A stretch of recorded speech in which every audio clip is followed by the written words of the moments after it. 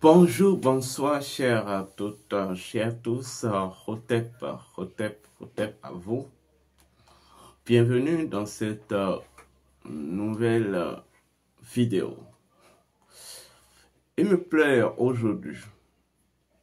plu aujourd'hui de faire cette capsule et d'accorder cette révélation dans cette capsule. Bon, quand vous êtes en face, je le dis toujours, des gens qui ignorent tout de la nature de sa psychologie, lorsque vous êtes en face des gens qui ignorent tout de ce que c'est que les archives akashiques, lorsque vous êtes en face des gens qui ignorent tout de ce que j'appelle l'histoire cachée d'un pays ou d'une terre, il faut prendre le soin et la responsabilité de l'en informer. Souvent, lorsque nous venons aborder de telles choses ici, des fois on se demande que les bénédictions soient, on se demande certainement, mais en quoi c'est utile? Très vite, je me veille toujours à une réalité, à une vérité. Même si une terre n'est pas encore prête à recevoir de semences, cela n'empêchera pas quand même de toujours semer en espérant qu'un jour, cette terre va accepter et va sortir des plantes issues de cette, qui sera la résultante de ces semences-là. Il me plaît de vous rappeler quelque chose. Le pouvoir politique, ignorer que c'est un pouvoir spirituel, sincèrement, c'est fait preuve d'un méprisme grégaire. Ignorer que le pouvoir politique est un pouvoir aurélien, et quand on parle de pouvoir aurélien, il s'agit du pouvoir associé au dieu Horus, et que le dieu Horus, c'est ce qu'on appelle le dieu souverain. C'est fait preuve d'une ignorance pathologique. Et les hommes politiques africains, sous influence du colonialisme, ont souvent l'habitude de vouloir ignorer cela. Vous savez, lorsqu'on parle des indépendances que nous avons reçues en 1960, pour moi, c'est une forme de colonialisme sous tutelle. Nos pays n'ont jamais été indépendants. Parce que l'indépendance provient d'abord de la souveraineté. Mais la souveraineté est associée au dieu Horus. Et quand on parle de la souveraineté, dans son sens métaphysique, c'est tout simplement la victoire des héritiers. Vous voyez, dans la lutte qu'avaient enclenchée leurs ancêtres. Ça veut dire quoi? Une souveraineté ne concerne pas uniquement une génération d'aujourd'hui. Mais une souveraineté, c'est l'accomplissement d'un cheminement de lutte. C'est l'affirmation d'une victoire. Voilà pourquoi et souveraineté et victoire est intimement associée au dieu Horus. Horus l'enfant. Alors quand vous prenez même, il y a un ancien mot par lequel on désigne le dieu Horus, et le mot Ura. Mais Ura en russe, ça veut dire victoire. Donc, la souveraineté est une victoire. C'est une victoire du temps, une victoire dans le temps. Vous comprenez? Donc, Horus a toujours vaincu Seth.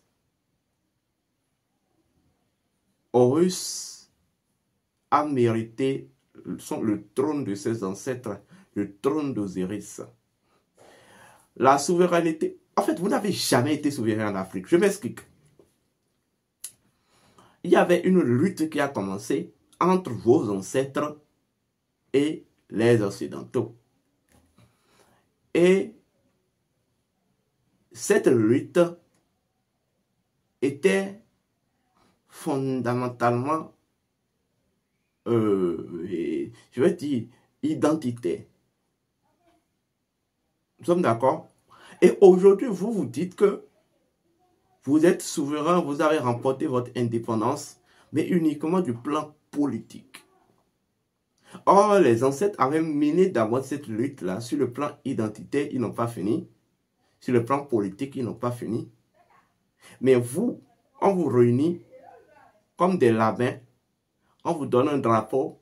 On vous donne, je vais dire, des hymnes nationaux. Et on vous dit, oui, vous êtes indépendant, vous pouvez gérer votre pays. Gna, gna, gna. Et au même moment, vos peuples, l'état de conscience collective de vos peuples continue par être sous tutelle d'esclavagerie ou dans une esclavagerie identitaire. Donc pour moi, il faut intimement associer à la gestion du pouvoir politique la spiritualité ancestrale. Sinon, le pouvoir politique sera toujours décadent pour nos peuples et ne nous aideront jamais à nous développer. Allez écrire ça quelque part. Allez écrire ça quelque part. Nous n'avons jamais été indépendants. Et sous cette forme, nous ne serons jamais indépendants. Si nous ne reconstruisons pas les bases, nous devons nous réasseoir, repenser notre histoire. Et en fait, ce qui s'est passé en 1990, c'est en fait ce que je vais appeler une summum dans la baiserie de nos peuples par les Occidentaux. C'est-à-dire, ils vous ont tapé, ils vous ont ligoté, et puis après, c'est en 1960 qu'ils ont fait ça, faire le simulacre d'indépendance, et puis après, en 1990, on vous étant ligoté et attaché, les pieds et mains attachés, on vient vous baiser par derrière. Et vous venez de ces jeunes-là sur les réseaux sociaux dire qu'on veut restaurer. Moi, je pense que ce n'est pas une lutte de démocratie. On n'a pas besoin de faire une lutte de démocratie à l'occidental. On a besoin de mettre une pause dans notre marche, de nous réasseoir et de penser toute notre histoire et de créer un système qui va avec nous. Lorsqu'on cherche à ressembler aux autres, on finit par être vilain. On finit par être vilain. Vous parlez de dictature en Afrique et que nos systèmes étaient des systèmes dictatoriaux. Mais est-ce que vous savez que dans les anciennes constitutions des royaumes, quand vous allez même dans les royaumes bamilékés, même depuis de l'Égypte antique, en passant par les royaumes bamilékés, en passant par les royaumes de Mouron et Naba, et même les royaumes d'Abomey, il y a un conseil ancestral sur lequel le roi se base pour prendre des décisions. Et ce conseil ancestral se réunit 2 fois par an. Mais lorsque c'est à ce conseil ancestral que le roi rend compte, et lorsqu'il arrive que le roi a commis des parjures ou des erreurs qui en fait remet en cause l'ordre ancestral, ce roi peut être dépossédé de son pouvoir. C'est ça en fait. Mais pourtant on vous a vendu. En fait c'est normal, puisque c'est eux qui sont venus vous écrire votre histoire. Tant que l'histoire de la chasse se sera toujours écrit par des lions, ça n'arrangera que des lions. N'attendez pas que l'histoire de la chasse soit écrite pas des biches et que cela va arranger des souris. Il est temps que nous écrivons notre propre narrative. Donc, nous devons repenser notre histoire, nous devons nous réasseoir, repenser notre histoire, réfléchir ensemble et établir un système qui va avec nos réalités. C'est ça en fait. Mais au-delà de ça, l'histoire est véritablement têtue. J'ai l'impression que quand on le dit, vous pensez l'ignorer. Moi, je vous l'ai déjà dit, si quelqu'un veut accéder à la magistrature suprême, il se doit d'être dépouillé. Oui, dépouillé. Parce que souvent, c'est des personnes qui sont dans les loges. Mais des loges souvent occidentales, mais au fond, ne savent rien, de rien à rien, de l'archive akashique de la terre qui semble vouloir diriger, et en fait de leur propre même archive akashique, incapables de remonter même dans leur vie antérieure passée, aux vies antérieures proches, afin de révéler qu'ils ont, afin de ressortir les gemmes qui constituent les causes de leur présent, de leur instant présent actuel. J'ai voulu vous dire, en fonction de mes investigations, de mes recherches, qui a été la vice-présidente Mariama Chabi Zime Yerima Talata dans sa vie antérieure. Et pourquoi elle exerce actuellement, elle est à ce positionnement actuel. Ceci aidera le peuple, ceci aidera les dirigeants. Je ne serai pas long dans cette nouvelle émission, je ne serai pas long. Je vais juste libérer l'information. Premier niveau, Madame Mariama Talata Zime, voilà, Yerima, bon, c'est vrai, c'est pour Yerima, est la réincarnation actuelle de Naye Zoyindi. Naye Zoyindi, l'épouse du roi Gezo, la maman du roi Glele, qui a fait un baptême, qui fait partie des premiers baptisés aux religions chrétiennes, elle a pris le nom de Francisca. Je vous répète, Mariama Chabi Yerima est la réincarnation actuelle de Naye Zoyidi ou Djeto Zoyidi, qui était considérée comme une figure emblématique. En fait, dans la dynastie Gezo et aussi à l'entrée dans la dynastie Glele. Je ne sais pas si c'est assez clair pour vous. Pourquoi elle occupe actuellement de façon précise ce poste? Depuis 2016, le Bénin a enclenché la dynastie, c'est-à-dire la récurrence de l'ère de la dynastie Glele. Mais étant donné que il y a eu un conflit d'intérêts qui a fait que la réincarnation du roi Glele ne devait plus prendre le pouvoir, il faut maintenant un soutènement, un élément humain soutènement qui est lié intimement à l'énergie spirituelle du roi Glele. Et soit ça devait être Glele lui-même, mais étant donné qu'il y a des conflits d'intérêts, Glele ne pourra plus. Maintenant, il faut maintenant la réincarnation de sa maman. Donc, Mariama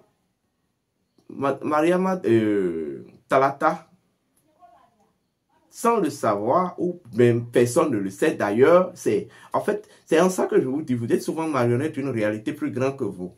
Elle a été juste positionnée là pour en fait valider. Vous voyez, le cycle de la gestion de la réincarnation de Francisco Félix Tchatcha de Souza, elle a été juste mise là pour servir d'élément d'ancrage et d'harmonisation entre, en fait, l'énergie réincarnée de Félix Tchatcha de Souza sous la forme du président Patrice Talon et la dynastie du roi Glélé, la dynastie Glélé. Étant donné que celui qui dirige actuellement la récurrence de la dynastie n'est pas du tout de la dynastie, il faut un soutènement, il faut une énergie spécifique liée intimement à cette dynastie et à la constitution de cette dynastie pour servir de soutènement, pour servir d'ancrage. C'est ce qui a été fait en fait. Donc, le poste de la vice-présidente occupé par Madame Talata est une position d'ancrage. Tout simplement. C'est une position d'ancrage. Et je dis, je le répète, les personnes peuvent ignorer, ceux dont on parle peuvent ignorer en fait ce qui s'était passé. Mais ce qui s'était passé, c'est ce qui était programmé à se dérouler. C'est ce qui était programmé en réalité. Nous sommes dans la récurrence de la dynastie Glélé, sous l'autorité de la réincarnation de Félix Francisco de Souza, sous la forme du président Patrice Talon. Mais Félix Francisco de Souza ne fait pas partie des liés. Mais en fait, par un protocole, c'est infiltré dans les liés. Mais malgré que, grâce à cette infiltration, il doit venir au pouvoir dans sa nouvelle réincarnation, il lui faut maintenant un soutènement, il lui faut maintenant un ancrage. Vous comprenez? Et c'est cet ancrage-là. Pour faire cet ancrage, il faut un élément humain qui est intimement lié à la constitution, ou à la nature, voilà, à la constitution de la dynastie Glélé. Et la personne bien placée, c'était Mariama Talata. Parce que en réalité, tout ce qui le féminin est un portail. Ce qui passe par le féminin est déjà directement validé par en fait le champ. À partir du moment où c'est déjà passé par le féminin ascendant de cette lignée dynastique, ça veut dire que cette lignée dynastique est déjà en fait conquérie. Vous voyez?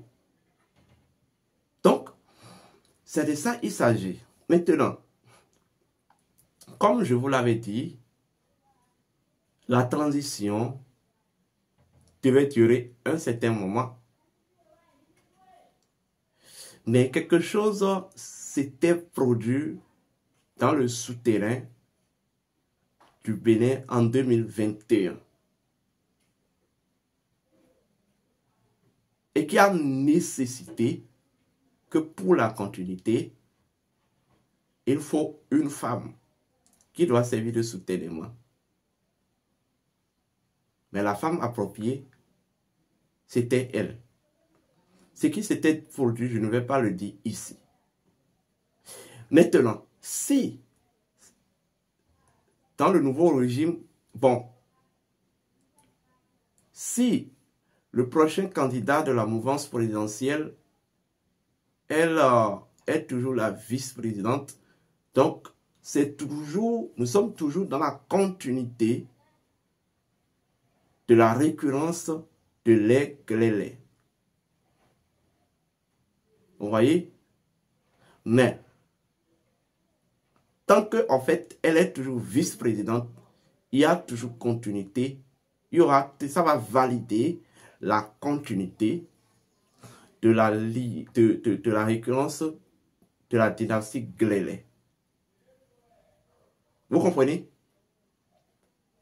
Peut-être,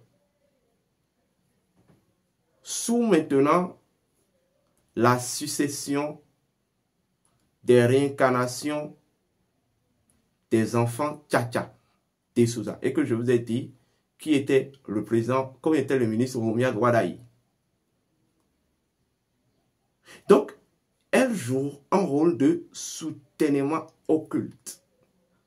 Elle joue un rôle d'ancrage. Je le dis, elle ne le sait peut-être pas, et peut-être eux tous en ignorent, mais c'est ça en fait la volonté, la vérité. Souvent, la nature vous dispose des choses de la sorte que chaque chose va se retrouver à sa juste place pour un rôle précis. C'est en ça que je continue par dire, vous êtes souvent les marionnettes d'une réalité plus grande que vous. Est-ce qu'on me comprend? Mariama Zime Yeriba Talata est la réincarnation actuelle de Naye Zoindi, Francisca. Donc, que ce soit clair dans vos têtes. Maintenant, je tiens à faire une petite précision avant de finir. Je n'ai jamais, j'ai présenté la carte d'abord. Et je vous ai dit, le Bénin a un croisé des chemins. Nous sommes en face de deux horizons. La sécession de la dynastie Tchatcha par le premier fils de Tchatcha, ou le retour de la sécession de la sécession normale des liés du sang royal par la réincarnation, la prise du pouvoir de la réincarnation actuelle du prince Wanilo. Vous voyez, sous la récurrence de la dynastie du roi Béranzé. Vous comprenez? Et dans l'une de mes anciennes vidéos, je vous ai dit qui est la réincarnation, je vous ai déjà révélé qui est la réincarnation actuelle du prince Wanilo. Donc, au peuple béninois de décider, à chacun de décider. Mais sachez que rien ne se passera. Ce qui va se passer en 2026, ça sera l'un ou des deux cas. Ben, sachez que depuis lorsque le roi Guézo a validé cette pacte de sang entre lui et Francisco Félix de Souza, il y a déjà eu intrusion et trouble dans la lignée du sang, dans la lignée royale. Donc c'est comme si l'autorité de la lignée du sang royal était déjà vendue depuis ce moment-là. Oui, on peut reconquérir cette autorité-là. Sinon, c'est la même lignée, vous voyez, qui s'est infiltrée dans le sang royal qui va continuer. Encore à compter de 2026 pendant 7 ans. Oui. Mais il y aura certains éléments importants qui vont se dérouler pendant ces 7 ans si, en fait, M. Wadaini parvenait à prendre le pouvoir sur le soutènement de Madame Mariama Talata Zime en tant que réincarnation actuelle de Nanzonili. Mais je ne veux pas révéler ces événements-là ici. Si vous êtes bien intéressés, messieurs, dames, vous pouvez me contacter. Pour ceux qui m'ont écrit et qui ont demandé mon point de vue, bon, je suis un métaphysicien. 1. 2. Vous savez que moi, je suis un révolutionnaire, je suis un panafricaniste. Mais cela n'enlève pas le fait que je dois restituer mot pour mot la vérité des archives akashiques sans prendre parti. Je ne suis pas obligé de prendre parti dans ce sens-là. Non. Le divin ne prend pas parti. Maintenant, à vous de décider. Portez-vous bien, que les bénédictions soient.